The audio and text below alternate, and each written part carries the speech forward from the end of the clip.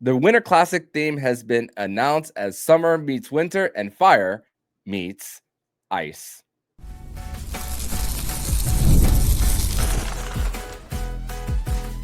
You're Locked On Panthers, your daily podcast on the Florida Panthers. Part of the Locked On Podcast Network, your team every day. And welcome into this Wednesday, December 10th edition of the Locked On Florida Panthers podcast, part of the Locked On Podcast Network, the nation's #1 sports podcasting network, and we are your team every day. Thank you for making the Locked On Florida Panthers podcast your first listen of the day. I'm Armando Velez, the host of the show, and you can follow me on X at Monoman12.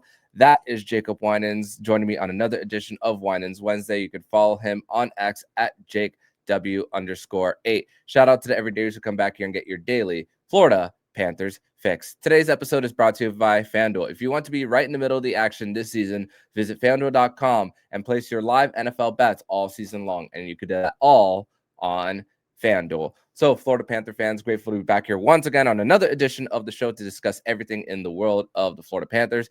Today, we are going to discuss the theming for the 2026 Winter Classic that will be taking place on January 2nd, 2026 from Lone Depot Park. We are also going to discuss the NHL player poll and how it relates to the Florida Panthers in that. And we are also going to preview tonight's game between the Florida Panthers and the Utah Mammoth. So, Jacob, thank you once again for joining me on this edition of the show as you are all the way out in the West Coast in Vegas. So a 3-hour time difference as we are recording this morning. So thank you once again for joining me on today's show. But so Steve Mayer, the president of NHL Events, actually discussed a little bit of what the theming will be for the 2026 Winter Classic. And obviously with South Florida being a non-traditional hockey market and then having the success, they want to find a way to incorporate the mix of a winter sport of hockey and then a place, a tropical place like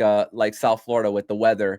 And then obviously it's all about the event and when it comes to the Winter Classic, it's mostly for the people who are in person there versus watching it on TV. But the theme is going to be a mix of summer on one side from left field to the center, and then the other side is going to be winter from the right side. So kind of a cool kind of mix that the NHL is going to be presenting here for the Winter Classic. Yeah, I love it. I think especially for given the fact that the Panthers are the team from the Sunshine State, and it's the first time that you're having the Winter Classic there in a market anywhere close to what Florida is. I think it's a cool idea. It's a nice, pretty refreshing and original take on the Winter Classic. And yeah, I think the Panthers and the Rangers are really the perfect two teams to do this with. So yeah, I'm a big fan of it. I really like that. Yeah, no doubt. Same here. And you think of not only sun and moon, fire and ice, but you're thinking about a team from Florida who's meeting also a team from up north. So it's like, so that's also another thing about a northern team coming over here. And obviously with the history of the NHL and the Rangers being an original 6 team. And then also around that same time, not really around the same time, but 12 years later, the one season that the Tropical Hockey League played in South Florida, where the Miami Coliseum fit all 4 of the teams that were in the league there. That's also a nice little mix for what is going to be happening there at Lone Depot Park, which, by the way, they also have a head start in getting ready for the Winter Classic because Lone Depot Park just hosted the Miami Invitational, a tennis tournament there, and they already started covering the grass there, the turf, excuse me, for there. So there it was already halfway put there, and then they just have to remove the tennis court and then cover the other half of the grass there right before putting on the rink. And also, Steve Mayer discussed how the ice plant will be arriving on December 17th, so a week from this recording today. And they also spoke about how it usually takes about 3 weeks to put a rink together when it comes to a different kind of location, and the fact that there is plenty of space of where the playing surface it will be for the Winter Classic. And the fact that he also mentioned in other places that they have built rinks before, they're at the mercy of weather. And the luxury of Little Havana and where the stadium is at is the fact that you can keep the roof closed there, and it doesn't interrupt any and doesn't create any delays in making the rink. Yeah, that's a really big part, because obviously all eyes are going to be on the ice quality, given the location of this game, and I think there's definitely a lot of people out there watching and hoping that it's a mess, and that it doesn't go to plan. But I think it's a bold uh, a bold take on the Winter Classic. It's fresh, it's new, it's original, and I'm excited to see how it plays out. But I do think that's a nice little advantage that we have. I don't have to worry about the weather. One of the cool things about the Winter Classic is like the in-game weather. Sometimes you have like snowstorms, or there's been some iconic games out there in those situations. But at the end of the day, that's also not really great ice quality when when you have a blizzard that you're playing in. It maybe gives you more of a pond hockey feel, but it's not exactly what you're playing on with regular NHL ice. And this should give the players the best opportunity to play with something that is consistently feeling like NHL regular rink and a regular ice surface. So I think that's going to be a big advantage to this year's game, and I think that's kind of like you said, it's a little bit of a unique thing that the Panthers are going to have on their side that most Winter Classic venues don't. Yeah, no doubt. And with the way the stadium lights work at a baseball park versus how they do at a hockey arena, it's going to be interesting to see if the players are going to be playing wearing eye black after all in the game, whether the roof is open or closed there for that. But I do think that a lot of the guys are going to be wearing the eye black there, just regardless, because of the fact that you get to go outdoors and also with the protection of it. But also George Richards on his podcast on Florida Panthers Insider, he also discussed how the temperature of Lone Depot Park is going to be lowered at a point where it's going to be it's going to be climate controlled if the roof does happen to be closed in the case of there being rain. But at the same time, you might by chance get that 65-degree type of weather to open the roof, and smart on the NHL to make it an 8 p.m. puck drop, so we do have that opportunity to at least see it open and at least get that outdoor kind of game feel, because the fact of it truly being outdoors is still kind of up in the air, because you never know. I mean, it rained this whole weekend in South Florida, so that's also going to be a little bit of a question of when we get there.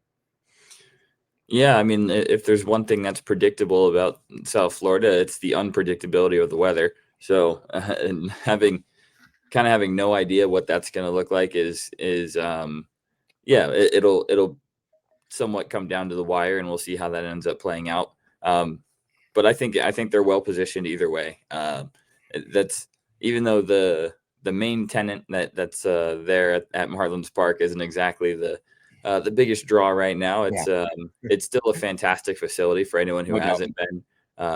It really, really, really great stadium there. I mean, it's well equipped to handle an event like this, without a doubt. And I think roof open or closed, I think it's going to be a great experience, a great venue.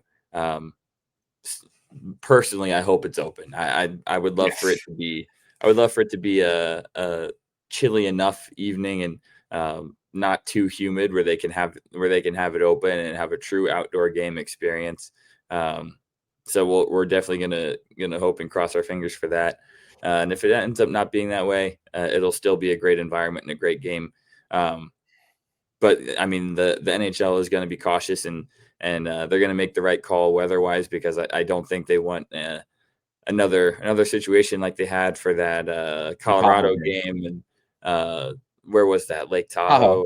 Yeah, that was a crazy one. So I think the NHL is going to monitor the weather and make a smart call here, but I do hope it's open. No doubt. And also the fact that Lone Depot Park is only 13 years old, the locker rooms are more modern than older venues that they've had Winter Classics at, like Fenway Park and Wrigley Field, and even Soldier Field for the Chicago Bears. That's also a thing there. So the fact that there's plenty of space there, the players are going to be comfortable from both sides. But I'm excited about the theming from one side to the other, where you're going to see beach balls, chairs, probably a volleyball court, hopefully there. And then on the other side, you're going to see a mix of like winter with synthetic rink probably there. So that's also going to be a little bit of that mix there. But also tonight, the Road to the Winter Classic, the first episode will air on TNT at 6:30. So if you're not home during that time, make sure to set like a kind of reminder or recording for that. First episode's tonight. Second episode is December 17th at 6:30. The other one is December 23rd at 3 p.m. And then the last episode will be just right before the game, an hour and a half before the game on January 2nd at 6:30. So really looking forward to that. But we're going to transition over to segment number 2, where we are going to discuss the NHL player poll and how the Florida Panthers are right at the front of certain questions, especially who has the most punchable face in the NHL. And so we are going to discuss that more next here on the Locked On Florida Panthers podcast. Today's episode is brought to you by Monarch. And the holidays are amazing, but they can be also overwhelming fast. Travel, gifts, parties, year-end expensive. It's really easy to lose track of your money this time of year. That's exactly why Monarch has become such a game changer for me. If you want to keep your finances under control this holiday season, you need to be using Monarch. Rated Wall Street Journal's best budgeting app of 2025. Monarch is the all-in-one personal finance tool that brings your entire financial life together in one clean, simple dashboard. And in minutes, you can check your net worth, link all your accounts, and keep track of contributions before deadlines. And great for couples, shared dashboard, shared goals, and fewer, wait, how much did we spend? Conversations. Don't let financial opportunities slip through the cracks. Use code LOCKEDONNHL at monarch.com in your browser for half off of your first year. That's 50% off of your first year at monarch.com with code LOCKEDONNHL.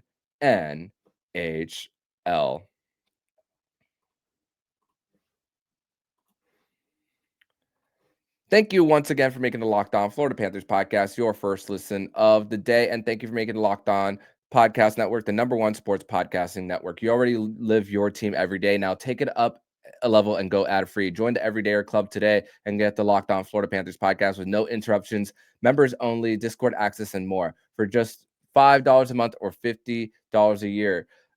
You can check the link in the show notes to learn more. And thank you once again for making us your first listen of the day.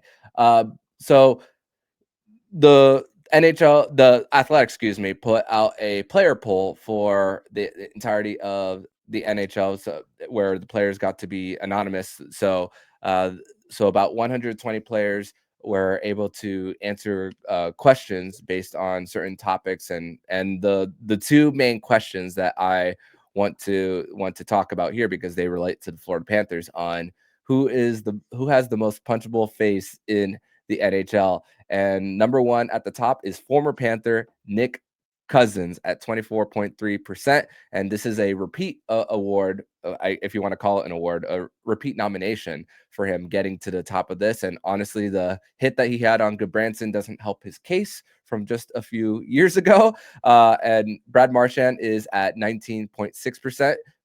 We've known about the suspensions 8 times in his career for a total of 28 games, and forfeited a total salary of $1.5 million in his 16-year career. And then Matthew Tkachuk at 10.3%. But some of the players that have also made the poll, Sam Bennett, 2.8%, but also Aaron Ekblad is one of those honorable mentions, but didn't get high enough in those top 15 for the Panthers there. So the Panthers leading the way here, and a former Panther here. But really, it comes down to the fact that they are not only did they change their style of play to be more of in your face when it comes to their aggressive forecheck, but again, the fact that post whistle, the Panthers are not afraid to stand up for each other. And when you combine that with a whole bunch of winning, this is no surprise that the Florida Panthers are these number of players and a former player are up here. Yeah, I'm not shocked at all. I think Nick Cousins reclaiming his title at the top there, not at all surprising. If anyone's following Nick Cousins' career still as he's left the Panthers and gone on to the Ottawa Senators, uh, he hasn't changed. He's gotten to the Senators and still playing on the edge, occasionally over the line, pissing off the opponents. That's how he makes his money in the NHL, and somebody's got to do it. So it's not at all surprised to see him still at the top of the list.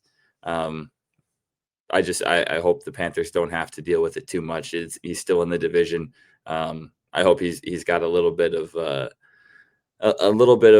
soft spot for the Panthers still. We'll see how many years that lasts, but not at all surprised to see him on the list. Definitely not surprised to see Marchand, Tkachuk, Bennett. Those are the guys that lead the way for the Panthers with this style of play and the chirps and the antics and the post whistle stuff. Those are the guys that live in that. Marchand especially. I think he's if he could add this to his Hall of Fame resume, he would be in the most punchable face finalist list every single year. And I think that's worth a note on his resume when we talk about Hall of Fame. And Matthew Tkachuk, of course, one of the biggest antagonists in the NHL. He's kind of a supervillain to a lot of teams. He's not just a loudmouth. He's not just annoying. He's not just a gritty, greasy player. He's all of that, and then he scores on you, and he can he's skill. And he'll talk after. And yeah, exactly. Those are the worst kind of players to deal with when they chirp like a fourth line grinder who doesn't do a whole lot. When they have the attitude and the trash talk of one of those bottom of the lineup guys, but then he has superstar level skill and he leads the way offensively, and he's putting up multi-point games on you and talking to you the whole time he's doing it. That is obnoxious to deal with. So no doubt. I'm not surprised to see him there. I did think Sam Bennett would be higher on the list. Same here. Yeah, especially given the commentary around him during the playoffs. I thought for certain he would be higher on the list. And I think for him, it's probably just a case of he doesn't talk much. Yeah, he's a very quiet guy. He just kind of goes about his business, and then he'll throw the punches and he'll get involved in the post whistle stuff, but you almost never see him talking, which honestly maybe doesn't make him punchable, but it definitely makes him scary. And anytime you've got a guy like that who does his damage and does it quietly, that's scary. And then Aaron Ekblad being an honorable mention, that had to be Hagel. It had to be Hagel voting for him. Yeah, no doubt. And I think when it comes to the players that also don't smile much on the ice as well, like Sam Bennett is intimidating when you see that the big beard covering most of his mouth as well, and the fact that he's just looks like a madman on the ice. I'm surprised that he's not higher. And of course, the net front presence for Matthew Tkachuk, and just the fact that goaltenders want to kind of push him a little bit with their glove to at least gain a little bit of space. I think that's also a big factor there for why those guys are where they are. But another conversation and question that was brought up was the fact of the state income tax question, of how much of an impact is state income tax in these teams building. And 86.3% say yes, while 13.3% say no. But there was one quote about saying that it's not the only factor, but it's definitely an advantage. But why is this more of a conversation? It's not only the success of the Tampa Bay Lightning, Vegas Golden Knights, and the Florida Panthers, but one thing that people just don't talk about is the fact that the salary cap is lower in this sport versus the other three major sports. So there's less wiggle rooms for guys, for general managers to work with. There's also a hard cap, so you can't restructure contracts there. Just like the NFL, you can kick the can down the road. The only way you could kick the can down the road is if for buyouts, especially for those buyouts that don't really have signing bonuses involved, and also the flat cap from a couple for a few years. It was a 3 or 4 year stretch where there was a very little rise or no rise there. So the players are also trying to make up some of the cash that they lost, and also the terms on their contract that they got from the cap had a major explosion like it has been over the last 2 years. So I just wonder if this question was asked in 2019, because post 04-05 lockout, Jacob, how many teams from states of no state income tax won the Stanley Cup?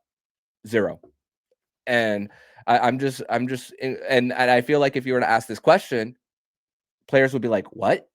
Raise an eyebrow. But I just believe because it's most recently in these last 6 years, and with the rise of the cap in these next few years, which it's projected to be 100, somewhere between 104 and 106, and Alan Walsh even said it could be as high as 110. I wonder if this conversation is going to continue in the upcoming years. Yeah, it's definitely going to continue because if you also look around the league, the teams that are in no state income tax states, like with the exception of Nashville, who seems to be a mess, And Seattle. and Seattle, the teams in no state income tax states are pretty well positioned to continue being successful. Mhm. And I think that's going to keep the conversation going regardless.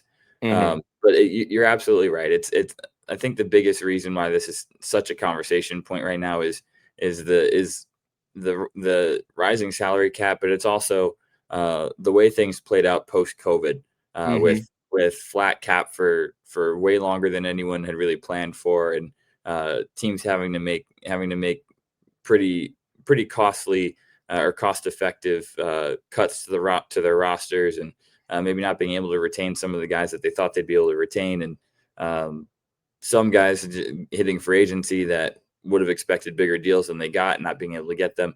It was kind of just this perfect storm of teams in these states getting really successful at the same time, and then other teams kind of feeling more of the brunt of the post COVID salary cap impact than the teams in no state income tax states when it got to a point where every single penny mattered against the cap. Uh, no state income teams were able to save a few more of those pennies. It's not even close to as important as people make it out to be. It's definitely not. The Panthers are a Stanley Cup winning team, whether they have state income tax or not. Like Mhm. that's just, and I would say the same thing for the Tampa Bay Lightning, which uh, I don't like saying many nice things about them ever at all. And we have to be honest about it. It was it's not a state income tax thing as much as it is um, having successful trade deadlines and uh, smart use of LTIR and some of those factors way more than it is the state income tax talking point. So Mhm. it's definitely an advantage. Brad Marchand said it himself when he Yeah. resigned. He said, "Yeah, if we didn't have it, we might not have been able to keep this whole team together. Likely wouldn't Mhm. have." Yeah. But in hockey, one extra signing at 5.5 million per year, that's not that's not going to be the only difference between winning and losing a cup. It's just not. It's such a team game. Uh, yeah, there's other ways to supplement that. So I just it's not as big of a point as people make it out to be, but it's definitely a factor. No doubt. And if you were to go to the point where you do roster building and the salary cap based on net versus gross, I feel like a lot of teams would spend to the floor because of teams that would have to spend a little higher. And if there's certain teams that don't bring as much revenue for HRR, which is currently projected at 6.8 billion this year, I think that would be a lot of trouble for the NHL, and this would be in a position kind of pre salary cap era. Not exactly the issues, kind of like what the Florida Panthers were before. Uh, but I just think you're opening a big can of worms if you were to go in that direction of net uh, per market versus actual uh, actual gross for each team. But let's transition over to segment number 3, where the Florida Panthers will be on the ice tonight in Utah, taking on the Utah Mammoth, as things are not going well for them as of late. We'll discuss that more next here on the Locked On Florida Panthers podcast. Today's episode is brought to you by FanDuel. And NFL Sundays move fast. One big play, and suddenly everything feels different. That's what makes live betting with FanDuel so exciting. You're not just watching the game, you're reacting to it in real time. With FanDuel, you can place bets as the action unfolds. Every drive, every momentum swing, every highlight moment. Live betting is best when the game starts to shift. A receiver gets hot, defense tightens up, or the momentum flips after a turnover. FanDuel lets you jump into the moment. Live spreads and money lines adjust instantly. Player props updates as guys heat up. So if you want to be right in the middle of the action this season, visit FanDuel.com and place your live NFL bets all season long. FanDuel, the game moves fast, and so can you.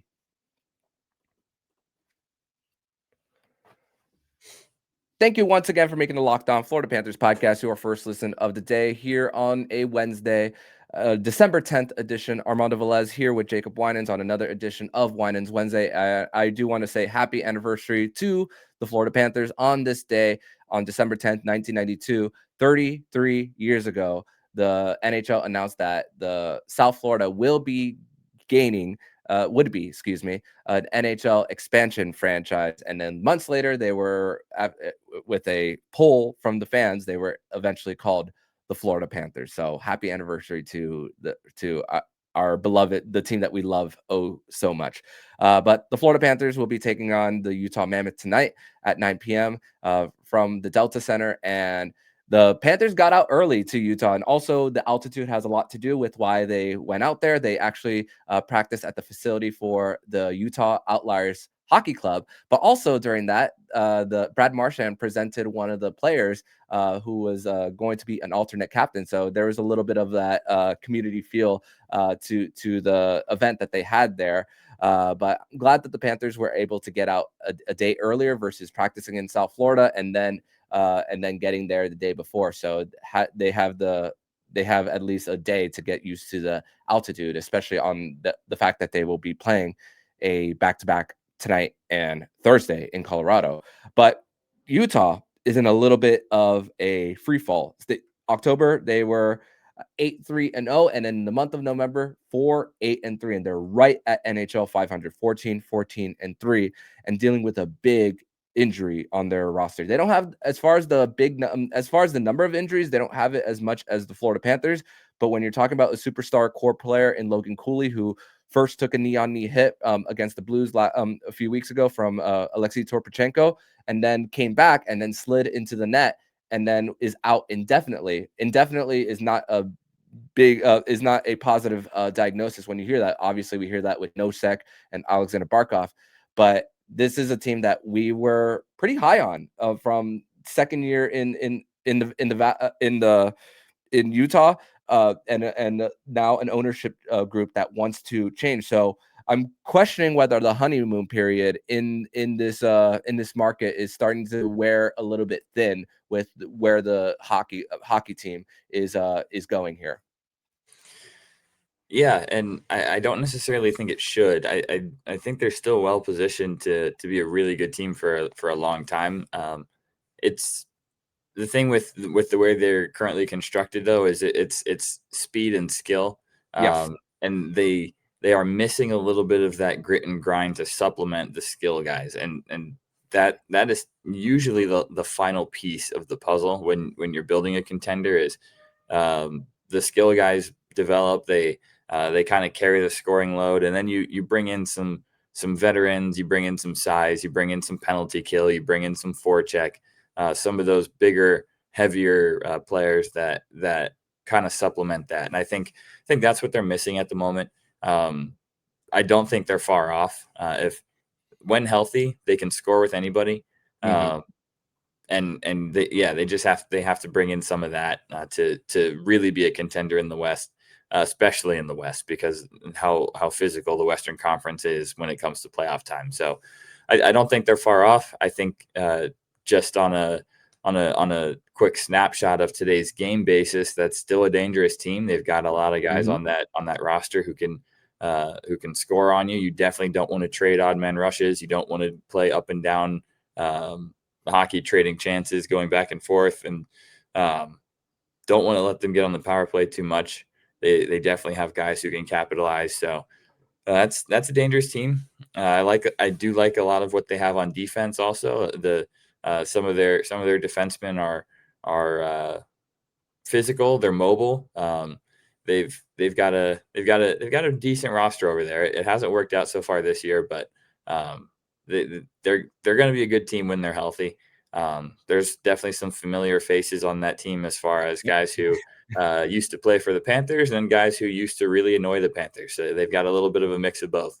Whether it was a drafted Panther in Lawson Krause and then a few signings like Kevin Stenlin on their fourth line, who's actually used as their Fogo, which is mostly a lacrosse term as face-off, get-off in overtime to get the initial draw. And we've seen that multiple times during the 2024 Stanley Cup run. But then you think of Nate Schmidt there, Vitek Vanacek after winning the Stanley Cup with the Florida Panthers. But also a lot of their veterans are mostly the ones that are the grit and grind kind of players like Brandon Tanev, Mikhail Sergachev, John Marino, Sean Dursey. Those are the older guys, but still pretty bright with the future of the younger guys. Just traded for JJ Peterka this past season there for them. Clayton Keller has been part of the mix, although he's in his late 20s. Also want to send my condolences to the family of Clayton Keller of unexpectedly losing his father just a few weeks ago. So he's also playing with a little bit of a heavy heart, but I do wonder with and the fact that their goaltender Karel Vejmelka is on a pretty sweet goalie deal, less than $5 million. He's approaching 30 there. At a point last year, he was making 22 consecutive starts. That's unheard of in this era of the NHL. But also, I think about it with Andre Tierney, their head coach. He's been there for a while now. The transition from Arizona moving to Utah. And I just wonder if the patience is going to wear thin. I don't think his seat is hot right now, but if they don't make the playoffs, I do think that come next year, it'll start to kind of heat up as there was a lot of offseason hype for this team. And you look at the salary cap situation, it's in a really good place from all the contracts that the retained contracts that they had prior to moving. None of those forwards are making over $8 million there. So I do think they're still in well positioned to even though free agency isn't what it used to be, they can make probably a big splash trade sometime in the future. Yeah, they definitely have the assets to do that. I think the salary cap space, they're positioned in a way where that salary cap space doesn't have to go to we need a superstar on this roster type of move. They absolutely have the ability to use some salary cap space to maybe get to the offseason. And if there's a veteran you really like or a guy who can be middle of the lineup and bring a really a playoff culture and a playoff identity and some experience, they're well positioned where a lot of those type of guys have to be overpaid in the offseason, and they're not hurting for cap space. Where if there's a veteran that they're pounding the table for, they can overpay a little bit and get that player. So they're in a good position salary cap wise. They're in a good position future talent wise. They're in a good position offensively going forward. It's just a question of health, and it's a question of what they can get middle and bottom of the lineup to kind of supplement what they have. I love their goaltending. Vanacek, he's we're always going to appreciate Vanny and what he brought to the Panthers, the pregame stare downs and doing everything he could do in the Stanley Cup run. And then Vejmelka is a great goalie. He's right, also incredibly underrated, and he's played well in some instances against the Panthers too. I recall a game a couple of years ago when he was basically a brick wall. I forget how many shots they threw at him, but it was well over 40, and he made some ridiculous saves in that game. And I do remember that game in particular. But whenever I have the chance to watch him play, he's definitely among the most underrated goalies in the NHL. So they're set up nicely. And I think, like you said, if things don't start to turn around pretty quickly there, going into next year and see how what kind of start they get off to next season. If they don't end up becoming a playoff team within the next year or so, I don't think it's necessarily going to be a huge roster shakeup because I have to believe that the ownership group is pretty confident in the roster and the players they've brought together. I think they might just go for coaching change and a little bit of a culture and identity change behind the bench if things don't start to turn around. But I do think they're trending in the right direction there, and I love what they've built roster construction wise and the position they've put themselves in. It's not at all unlike where the Panthers were a few years ago. It's a very similar build process in where they're at right now. Yeah, it's just a little bit of a younger group, and where their timelines are a little bit different. So we'll see if the Panthers can find a way to get a win, because they're gonna have to get points somehow after failing to do so in the early part of the homestand. They're gonna have to make up those points somehow in this road trip, especially early on, especially with what's coming on this second end of a back-to-back for the Panthers. So yeah, so very important to get 2 points on the night. Don't ask me how, just find a way to do so. But Jacob, I want to thank you so much for joining me on this edition of the Locked On Florida Panthers podcast. Thank you for joining me 3 hours in this 3-hour time difference that you and I are doing this podcast with. But tell everybody where they can follow you online, my friend. Yep, you can follow me on X at JakeW_8. Thank you so much, my friend, and I will see you next week. Awesome, man. Thanks for having me. And did the Locked On Florida Panthers podcast make your Spotify wrap? Prove it on social media. Secure a free month of our own brand new Everydayer Club, and just tag the National Locked On Network account on any social platform. We'll drop you a code. Be one of the first to join the Everydayer Club and get your favorite show ad-free and exclusive access to members-only Discord channel. For those of you on video, we send you the first ever 24/7 National Locked On Podcast Network YouTube channel, and on audio, make sure to make your second listen of the day Locked On NHL Game Night. Thank you, as always, for joining. Make sure to also check out our national show, Locked On NHL, and Locked On Fantasy Hockey with Flip Livingstone and Steer Roden. Thank you once again for making the Locked On Florida Panthers podcast your first listen of the day. So I'm Armando Velez with Jacob Winans, and you've been listening to Locked On Florida Panthers podcast, part of Locked On Podcast Network. We're your team every day.